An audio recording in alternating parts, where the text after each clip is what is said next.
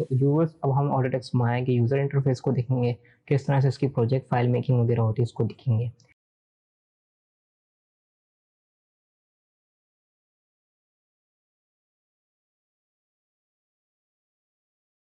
तो यहाँ से सबसे पहले हम अपनी न्यू फाइल पे क्लिक कर देते हैं। जैसे हम न्यू क्लिक करेंगे तो ऑटोमेटिकली ये हमारी एक सोर्स फाइल क्रिएट कर देगा।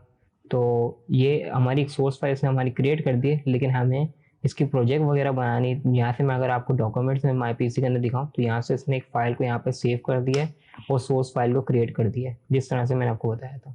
तो यहाँ से हमें सी ड्राइव के अंदर प्रोजेक्ट फाइल सोर्स फाइल को ऐड नहीं करना।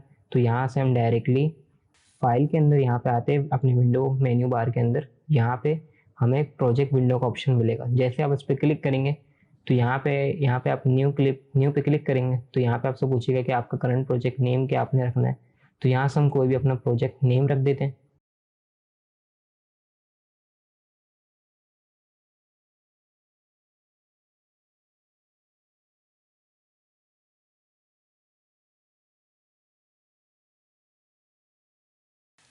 और यहाँ पे आपको लोकेशन के अंदर ऑप्शन मिलेगा। तो यहाँ से आपने किसी भी ड्राइव के अंदर इसे सेव कर सकते हैं। तो जैसे कि मैंने यहाँ पे रीनेम करने के बाद इसे सेव कर दिया। इसके बाद आपने दोबारा फाइल के अंदर आना है और यहाँ से उसको अपने सेट प्रोजेक्ट करना है। सेट प्रोजेक्ट क्या है कि यानी आपकी जितने भी सोर्स फाइल है या आपका जो भी टेक्सचर वगैरह है या फिर जो भी आप करंट सीन के अंदर जो भी चीज़ें इंपोर्ट वगैरह कर रहे हैं वो आपकी पूरे प्रोजेक्ट के अंदर वो तमाम चीज़ें सेव होती जाएंगी। यानी आपकी कोई भी चीज़ आपकी प्रोजेक्ट फाइल्स आपके फ़ोल्डर से उधर-उधर नहीं होगी और वहीं पे सेव होगी। तो इसलिए हम इसे सेट प्रोजेक्ट करते हैं ताकि जो भी हम चीज़ ओपन करें अपने प्रोजेक्ट के अंदर वो हमारे सेट प्रोजेक्ट के ज़रिए ही ओपन। तो यहाँ से हम इसको सेट प्रोजेक्ट पे क्लिक करते हैं और यहाँ से हम अपने फाइल के अंदर आके इस पे क्लिक करके इसको सेट कर देते हैं।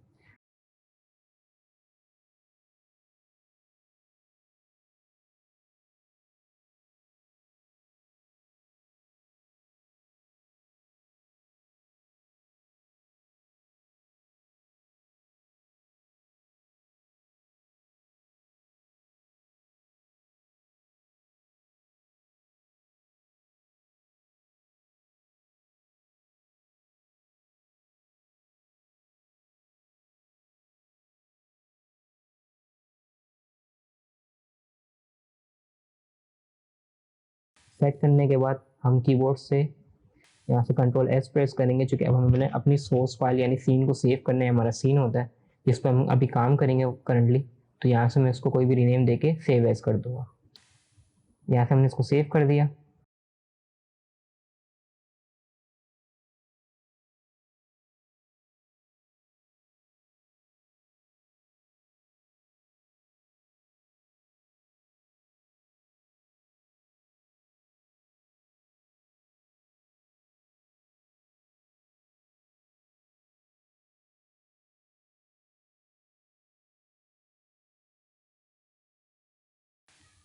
तो हम सॉफ्टवेयर के इंटरफेस को देखते हैं। सबसे पहले हमारे पास ये आ जाता है ग्रिड, यानी हमारा व्यू पोर्ट।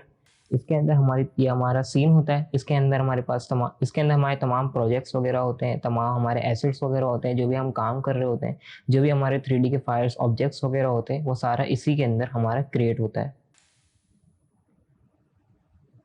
और जिस तरह से मैं आपको दिखाऊं कि ये ग्रिड जो होता है ये बिल्कुल एक तरह से वर्ल्ड होता है, यानी एक तरह से एक वर्ल्ड व्यू होता है, वर्ल्ड मैप होता है। कि इसको मैं अगर आपको जूम आउट करके दिखाऊं तो देखें किस तरह से ये पूरा का पूरा एक वर्ल्ड की तरह है। और जो हमारा जो भी ऑब्जेक्ट है वो इस होल एरिया के अंदर इस ग्रिड के ऊपर ही बनेगा। और अगर हम जैसे कि इसको जूम आउट कर दिया हमने और हम अपने ग्रिड के वापस आवा और हम अपनी ग्रिड पे आना चाह रहे हैं, या फिर जो भी हमने ऑब्जेक्ट अपना हमारी ग्रिड के ऊपर ऐड किया हुआ है हम उसको देखना चाह रहे हैं, हम अपने कीबोर्ड से एफ प्रेस करेंगे तो हमारा डायरेक्टली शॉर्टकट तरीके से हमारी जो ग्रिड के ऊपर है हमारा कैमरा यानी हमारा जो व्यू है वो आ जाएगा।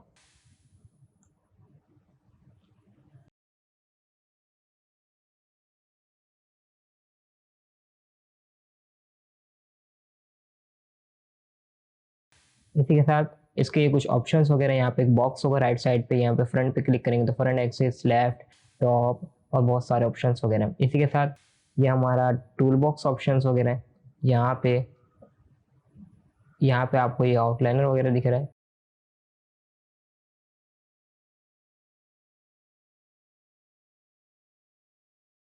यहाँ पे हमारे मेन्यू बार है, यहाँ पे हमारी तमाम फाइल्स वगैरह होती हैं। इसी तरह से यहाँ पे न्यू सीन ओपन कंट्रोल हो, open scene, save as scene, इसी तरह से यहाँ पे एक्सपोर्ट और ऑप्शंस वगैरह, ये हमारा मेन्यू बार है।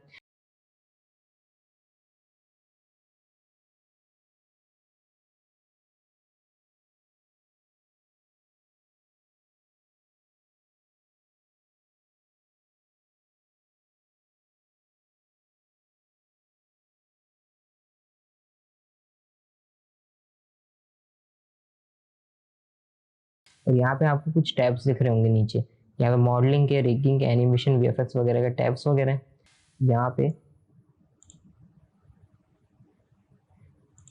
पे अगर आप देखेंगे कि जैसे ही मैं किसी टैब पे क्लिक करता हूँ मॉडलिंग के अंदर या फिर रिगिंग वगैरह के अंदर, तो विंडोज़ के बाद के तमाम मेन्यू बार्स के ऑप्शंस वगैरह चेंज हो जाते हैं।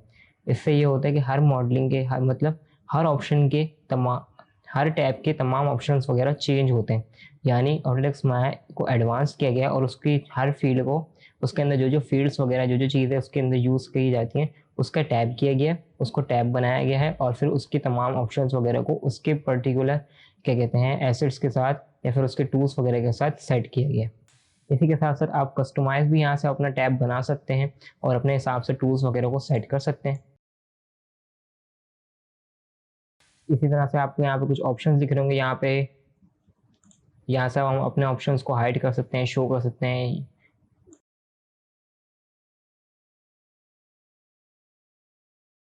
इसी के साथ यहाँ पे वही फाइल्स वगैरह हैं, यहाँ पे यही ऑप्शंस वगैरह न्यू सीन के, ओपन सीन्स वगैरह के।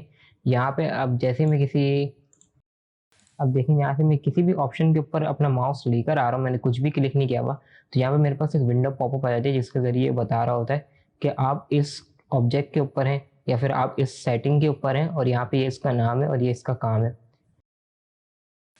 और नीचे और इसी के साथ नीचे भी आपको इसका नेम और इसका काम वगैरह दिख जाता है कि ये ऑप्शन है, ये इसका नाम है और आप इसके ऊपर अपना माउस लेकर आएँ या फिर इस पर आप काम कर रहे हैं या फिर इसे यूज़ करेंगे।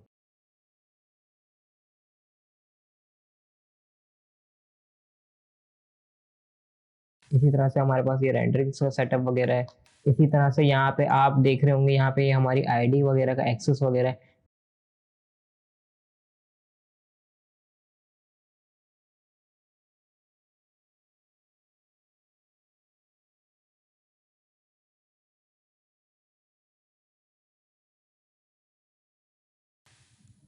इसी के साथ यहाँ पे हमारा चैनल बॉक्स वगैरह है, यहाँ पे हमारा एट्रीब्यूट्स वगैरह है।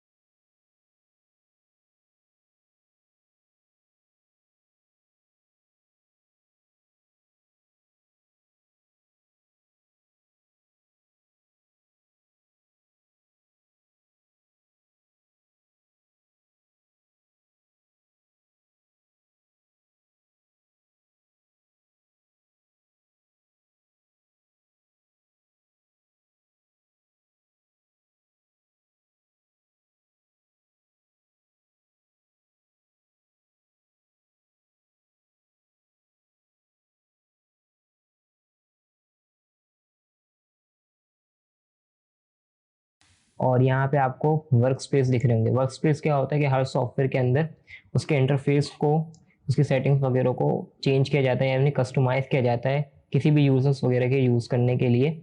यानी कि अगर मॉडलिंग के टैब के अंदर है तो किस तरह से उसका मॉडलिंग का टैब दिखेगा। इसी तरह से अगर कोई एक्सपर्ट है तो मॉडलिंग एक्सपर्ट को वो किस तरह से दिखेगा।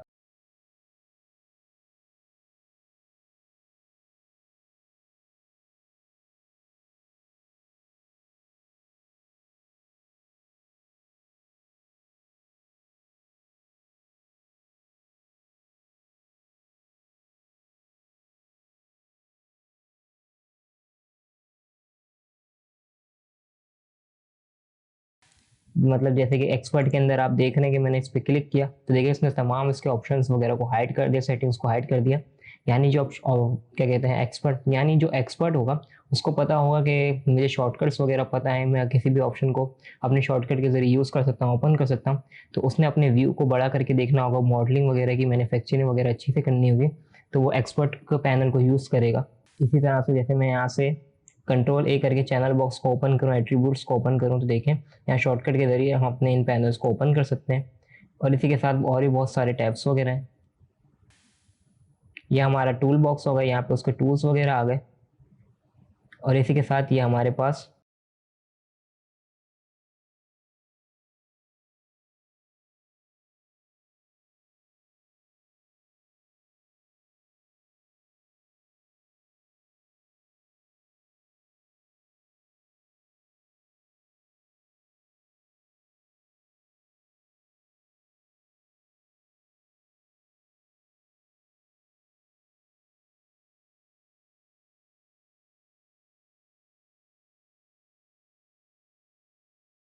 ये 4 आइकन पे हम क्लिक करेंगे तो हमारे पास व्यू पैनल लेआउट आ जाएगा। यहाँ पे हमारे पास 4 व्यूज आ जाएंगे। ये इसलिए यूज़ होते हैं कि यानी अगर आपको मॉडलिंग वगैरह करनी है या फिर ऑब्जेक्ट को अच्छे से मॉडिफाई करना है या उस पर टेक्सचर्स वगैरह को सेट करना है, तो यहाँ पे आप अपने 4 व्यू पैनल को ओपन करके इस तरह से ऑब्जेक्ट को हर एक्सिस से देख सकते हैं, जैसे top axis, front axis, side axis वगैरह वगैरह। और ये हमारा पर्सपेक्टिव है, यानी जो हमारा वर्ल्ड मैप जिस तरह से ग्रिड है, तो ये हमारी इस तरह से यहाँ ये हमारा यानी जो हमारी ग्रिड है यानी हमारा पर्सपेक्टिव व्यू जहाँ पे हम करंट सीन के अंदर होते हैं।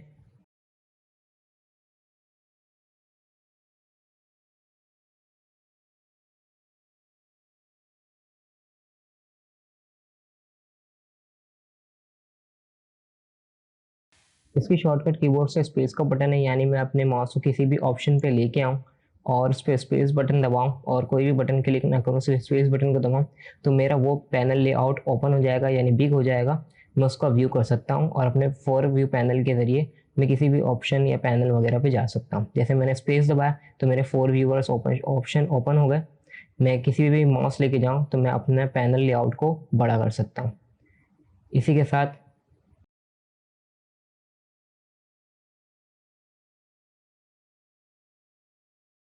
ये हमारे पास टाइम स्लाइडर रहेगा। ये हमारे पास टाइम स्लाइडर आ गया, यहाँ पे हम एनिमेशंस वगैरह कर सकते हैं। यहाँ पे इसके फ्रेम्स वगैरह को हम बढ़ा सकते हैं।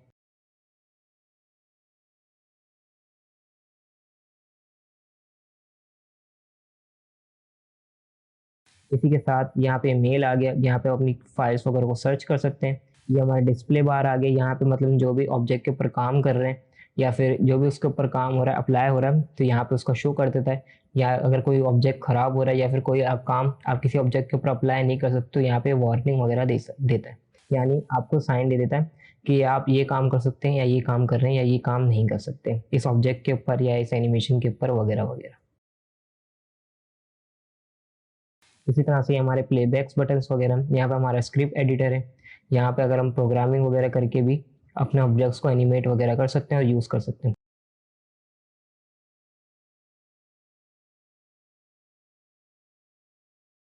यहाँ पे हमारा शेल बार आ गया। यहाँ पे जिस तरह से मॉडलिंग के टैब्स, यहाँ पे जिस तरह से टैब्स के अंदर हमारे ऑप्शंस वगैरह चेंज हो रहे थे, हर ऑप्शंस के साथ हर टैब के साथ उसके ऑप्शंस और टूल सेटिंग्स वगैरह, इसी तरह से शेल बार के अंदर भी उसके तमाम टूल्स और सेटिंग्स वगैरह हैं।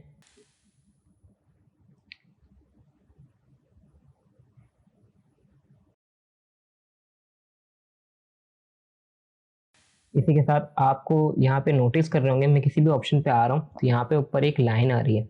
ये लाइन क्या शो करती है, ये डॉट डॉट्स क्या शो करते हैं कि किसी भी ऑप्शन को, किसी भी पैनल लेआउट को आप इसको बाहर कर सकते हैं, यहाँ से अपने हिसाब से इंटरफेस को मॉडिफाई कर सकते हैं। जैसे मैंने उस पर क्लिक करके ड्रैग किया तो देखिए ये मेरा ऑप्शन बाहर आ गया।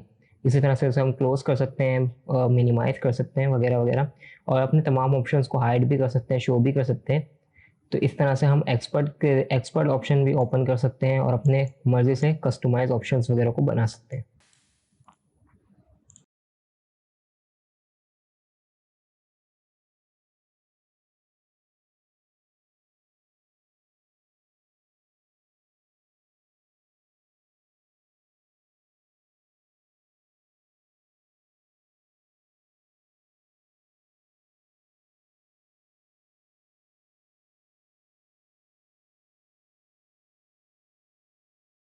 अब हम बात करते हैं कुछ कैशे क्लीनिंग के बारे में और कुछ बैकअप वगैरह के बारे में।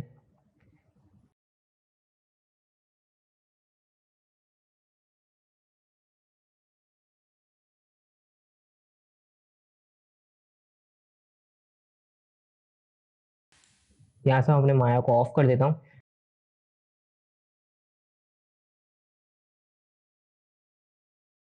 और यहाँ पे मैं अपने विंडो की डॉक्यूमेंट्स वगैरह में आता हूँ, तो यहाँ पे आपको दिख रहा होगा कि माया की यहाँ पे सोर्स फाइल वगैरह बन गई। यहाँ पे जब भी हम विंडोज़ के अंदर कोई भी प्रोजेक्ट वगैरह कर रहे होते हैं, कोई सॉफ्टवेयर यूज़ कर रहे होते हैं, तो यहाँ पे हमारे डॉक्यूमेंट्स के अंदर सोर्स फाइल वगैरह बन जाती है ऑटोमेटिकली तौर पर।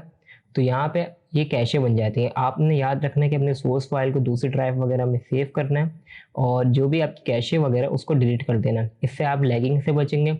और अक्सर हैकिंग का वजह ये है, और अक्सर हैकिंग की वजह ये होती है कि हम अपनी कैशे वगैरह को क्लियर नहीं करते, और इस तरह से हमारे सॉफ्टवेयर हैंग होते हैं, लैग करते हैं, और फाइल ख़राब भी हो जाती है। तो इस तरह से हमने इसको डिलीट कर दिया।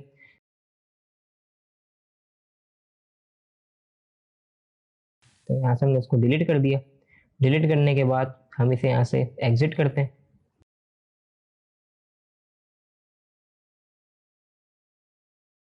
एग्जिट करने के बाद हमें सिस्टम के अंदर से कुछ कैशे वगैरह क्लीन करने होंगे, ताकि हम सॉफ्टवेयर यूज़ करते हुए कोई हमें प्रॉब्लम ना हो। तो यहाँ से हम कीबोर्ड से विंडोज़ और आर के बटन को प्रेस करेंगे एक साथ। तो यहाँ पे हमारे पास रन का एक ऑप्शन आएगा, यहाँ से हम लिखेंगे टैम, और यहाँ पे कुछ फाइल्स कैशे वगैरह बनी, यहाँ से हम इन सबको सिलेक्ट करके डिलीट कर देंगे। इसी के साथ हम टैम लिखेंगे, और यहाँ से परसेंटेज के बटन्स, यहाँ पे हम परसेंटेज के ऑप्शन को ऐड करेंगे, और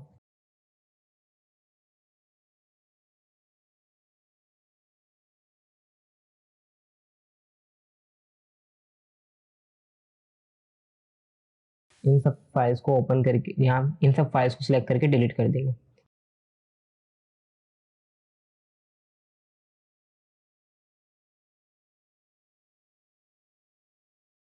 इसी के बाद यहाँ से फ्री फेच लिखा हमने, इन सबको सिलेक्ट किया, डिलीट कर दिया।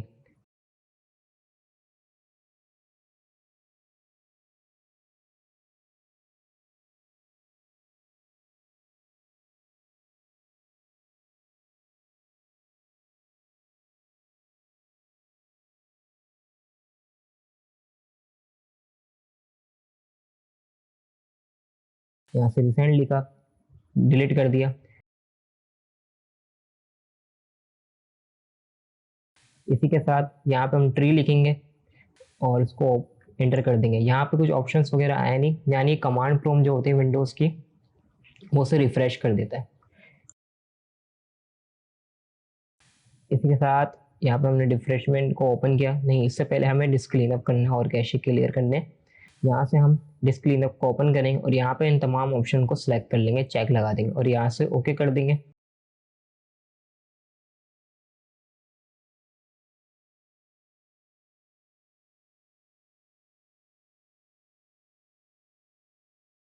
तो यहाँ पे हमारे तमाम कैशे डिलीट हो जाएंगे।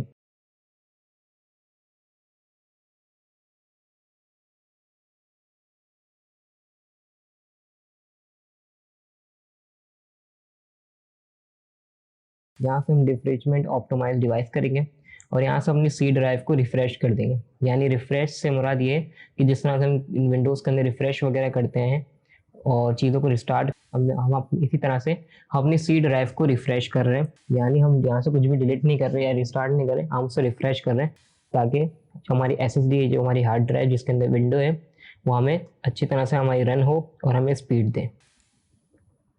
यहाँ से हमने इसे ऑप्टिमाइज कर दिया।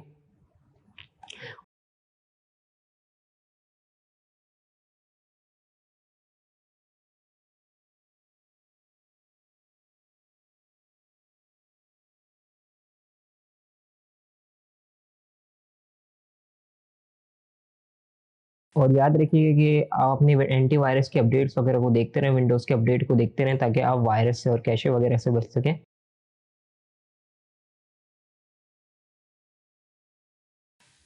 इसी के साथ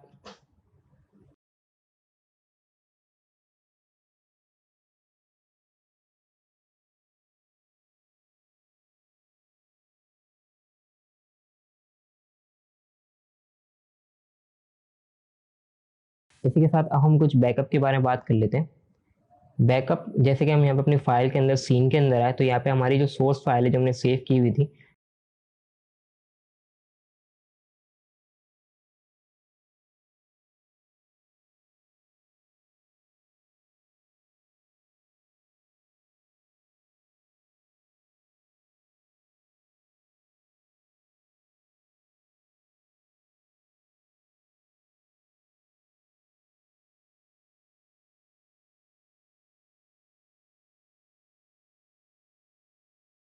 ये हमारे पास आ गई। आपने याद रखना है कि अपनी जो फाइल वगैरह है उसको डुप्लीकेट करके रखना है, यानी कॉपी पेस्ट कर देना उधर ही जगह पे जहाँ पे सेव हुई है। उसकी वजह ये है कि कभी जिस तरह से होता है कि कभी लाइट्स वगैरह चली जाती हैं या फिर कोई मसला आ जाता है, कंप्यूटर्स वगैरह बंद हो जाते हैं या फिर लैग कर जाते हैं, हैंग कर जाते हैं सॉफ्टवेयर्स वगैरह, तो हमारी जो फाइल्स वगैरह होती हैं ये अक्सर क्रैश कर जाती हैं या ख़राब हो जाती हैं, या फिर इसके अंदर से कोई भी चीज़ जो हमने ऐड की हुई होती है नेट से डाउनलोड करके वो लिंक आउट हो जाती है, यानी लिंक नहीं होती।